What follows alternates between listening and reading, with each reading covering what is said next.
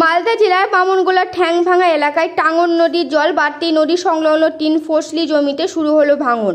বামনগোলা ব্লকের গোবিন্দ মহেশপুর ও বামনগোলা গ্রাম পঞ্চায়েতে জামডাঙ্গা, ঠ্যাংভাঙা, করহবি নগর সহ একাধিক টাঙ্গন নদী পার বরাবর এলাকার প্রতি বছর পর্যায়ে কম বেশি ভাঙন দেখতে পাওয়া যায়।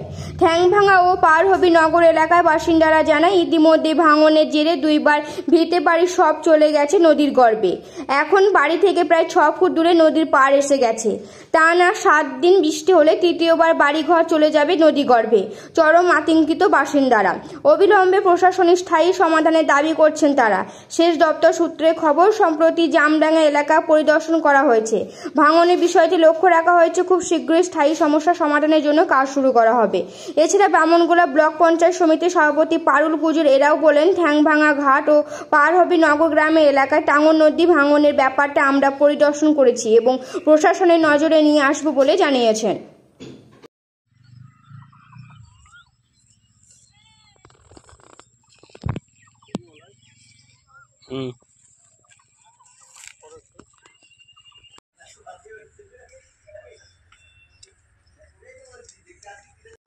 তো দেখেন ভেঙে গেছে সবকিছু, বাড়ি ঘরও ভেঙে যাচ্ছে, জমি জমা ভেঙে যাচ্ছে। কিসে ভেঙে যাচ্ছে?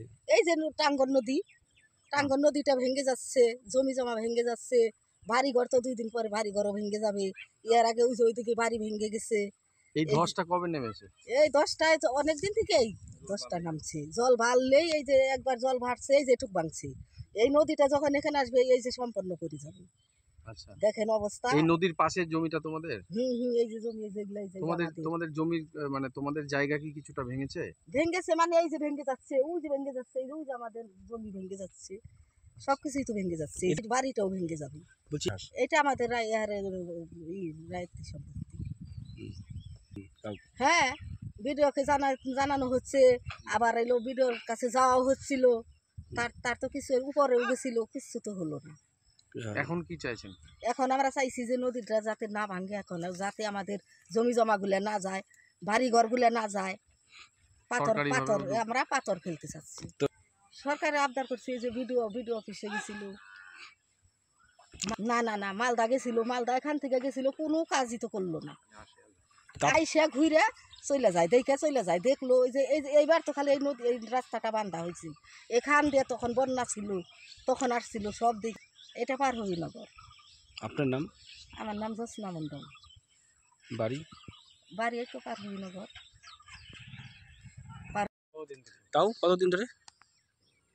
মোটামুটি মাটিটা ফেলেছে তাও তো মনে হয় 20 বছর হয়ে গেল। এর মধ্যে কোনো আর কিছু করা নাই, এইভাবেই চলছে। কোন এলাকা, কোন অঞ্চল, কোন গ্রাম? এটাই তো গোবিন্দপুর অঞ্চল। কি সমস্যা রয়েছে? সমস্যা, বর্ষা হলে রাস্তা সব ডুবে যায়, জায়গায় জায়গায় ভেঙে যায়। ভেঙে যাওয়ার পরে তো মানুষের চলাচলা বন্ধ হয়ে যায়। এখন কি অবস্থা? এখন এই যে রাস্তাঘাট কাদা। অল্প বৃষ্টি হলেই কাদা হয়ে চলে যায়, আর মানুষ চলাফেরা করতে পারছে না। গাড়ি ঘোড়ার সাইকেল টাইকেল কিছু চলে যেতে পারে না, মানুষই হাঁটে পারতে পারছে না, এখানে চটি পাইলেই যেতে পারছে না। কত লোকের বসবাস? মোটামুটি এই রাস্তায় মোটামুটি অনেক লোক, বহু। এই বিষয় নিয়ে কোনো অভিযোগ জানিয়েছেন? অভিযোগ জানানোর পরে অনেকবার দেখে শুনে চলে গেল, লেখে টেকে নিয়ে গেল, এই রাস্তার কোনো কিছু হচ্ছে না। তো বলছি, আপনার নাম? হেমন্ত মণ্ডল। বাড়ি? পারহবি নগর। টাঙ্গন নদী যখন বর্ষাকাল জল বাড়ছে, তার জন্য ভাঙনটা হচ্ছে। আমরা পরিদর্শনে গেছিলাম, তো এখন আমরা প্রশাসনের নজরে নিয়ে আসবো।